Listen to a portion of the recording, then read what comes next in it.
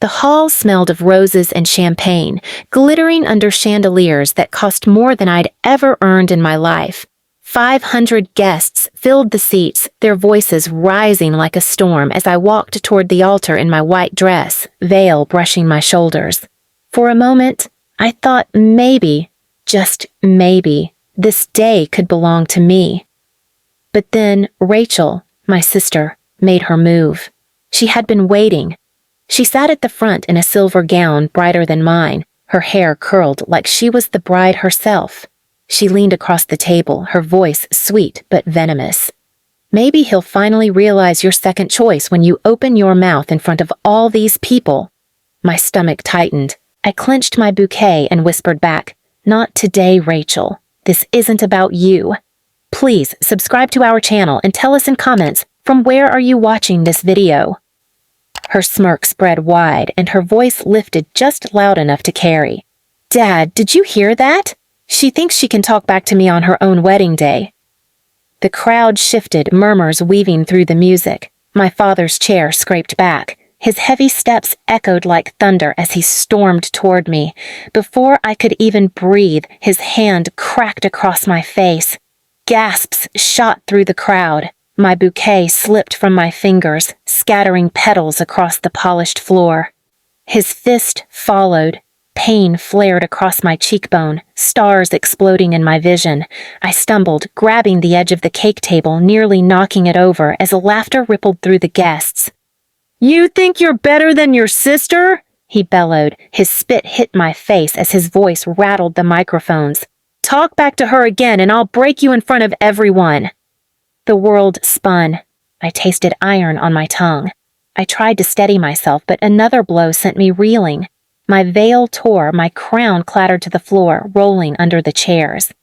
And then came her voice, my mother's, sharp and cruel. She stood with her glass of wine, not to stop him, but to make it worse.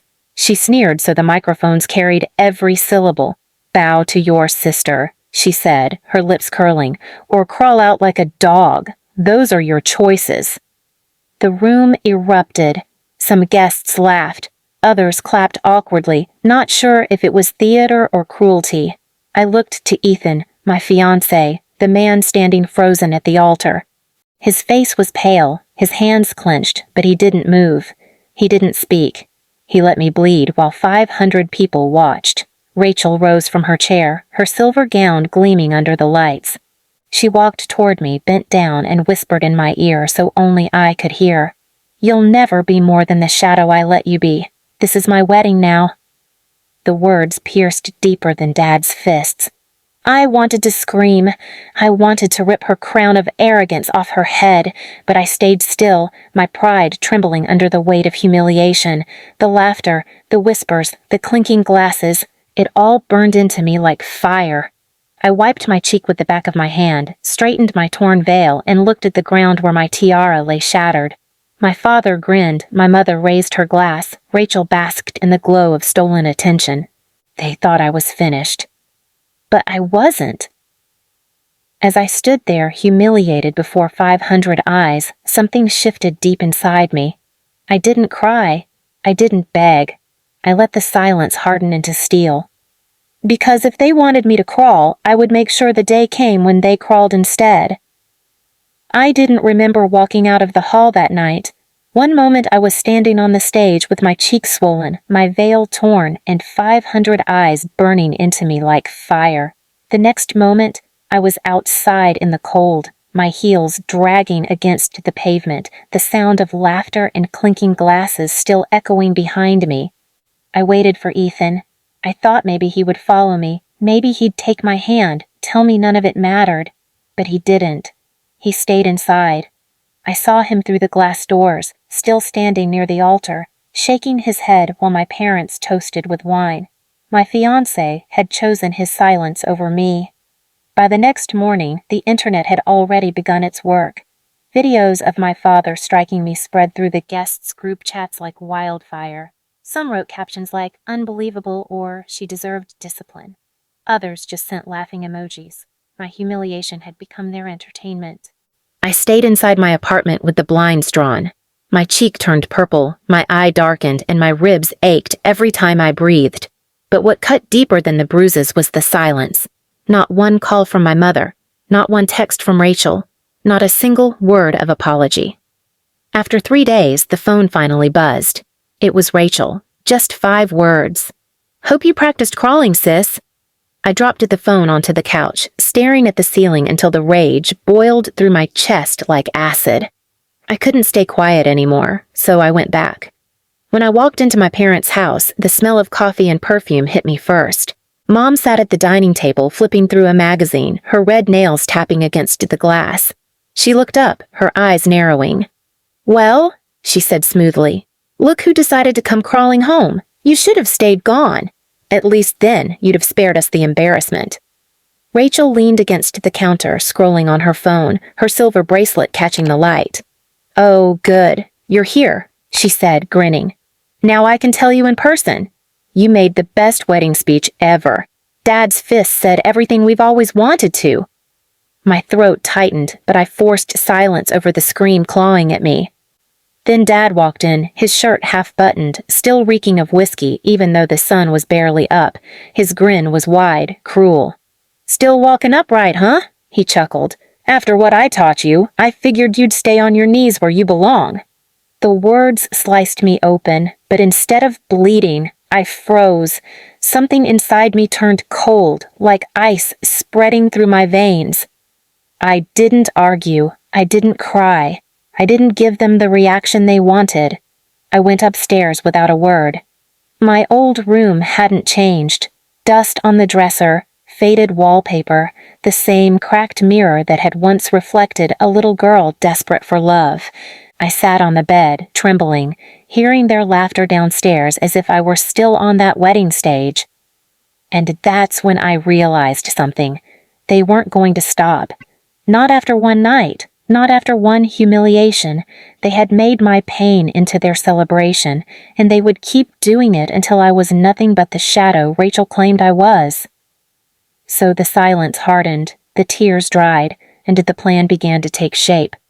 It wasn't about escaping them. It wasn't about begging Ethan to care. It was about something else, something that would burn deeper than fists, louder than sneers. Because if they thought I was going to crawl, they were about to learn what it felt like when the dog they mocked finally bared its teeth. 2 months later, Rachel announced her victory party. Not just a birthday, not just a dinner. She called it the celebration of being the true daughter of the family. My parents were glowing with pride, inviting everyone from the wedding guest list back again, as if to erase me completely. I stayed silent. They thought I was broken, hiding, defeated, but silence is dangerous when it hardens into planning. The night of the party, I walked in uninvited. Heads turned instantly. The music faltered. Rachel froze mid-laugh, her champagne glass in hand. Dad's jaw clenched. Mom's smile vanished. I didn't look at them. I clapped my hands once, sharply, and the sound echoed through the hall. "Since you all enjoyed a show at my wedding," I said, my voice steady, "I thought you might want an encore." Gasps spread across the room. I stepped onto the stage, my heels clicking against the polished wood, and set down a small laptop. The screen behind me flickered to life. The first image appeared, my father's bank transfers. Money siphoned from his company into secret accounts. Gasps and whispers cut through the crowd. Then came his emails, calling colleagues idiots, bragging about stealing credit. The same man who had been celebrated for integrity was now stripped bare in front of his peers. Dad charged toward me, red-faced, but I raised my hand. "Not yet. Your turn comes later." Click, next slide. Melanie's golden child sister exposed in school reports. Cheating, bullying, stealing answers, bribing teachers. The screen flashed images of letters my parents had buried to protect her. Rachel's face crumbled, her glass dropping from her hand. "That's a lie," she screamed, but her voice cracked. And then the recording, the one I had taken at the wedding when I thought I'd never forget their words.